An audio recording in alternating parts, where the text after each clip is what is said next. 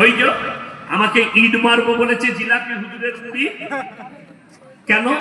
ওই আর একটা হচ্ছে যত রকমের পাপ করবি কর, যা করবে করুক, মরে গেছে মিলাদ পড়ি দিলি জান্নাত। মিলাদ হয় না? হয় না? হয়।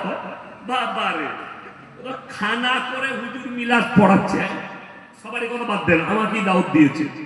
আমি এলাম বর্ধমান থেকে, কলজে ভুনা, গুর্দু ভুনা, ভুনা, দেশি মুরগি পোনা, রুটি আর কাবাব, খাবারের শেষ নাই। খেয়ে দিয়ে এরপরে মিলাদ পড়িয়ে দোয়া চলছে, চাচার থেকে দোয়া, আল্লাহ তুমি জান্নাতুল ফিরদাউস দান করো, আল্লাহ তুমি আকা মাকাম দান করো।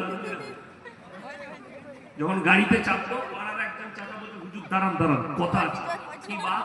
বলে যাকে জান্নাতে ভরলে মালটা এক নম্বরে সুদ করছিলাম, তোবা তোবা তোবা।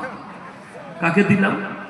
এখন আপনার বেডেনে আঘাত লাগবে, হুজুর সুদের ওপরে জীবন কাটিয়েছে, হারাম জানার পরে এর জন্য কি দোয়া করা যাবে না? আমার কাছে ফতোয়া নিলে তার জানাজার নামাজটাও পড়া যাবে না।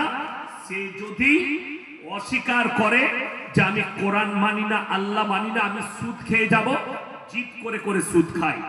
কোরআনে আছে কেউ যদি হারাম জানার পরে সুদ খায়, সুদের ব্যবসা করে, এই লোক যেন ডাইরেক্ট আল্লাহর সঙ্গে যুদ্ধ ঘোষণা করে দিল। যে লোক আল্লাহর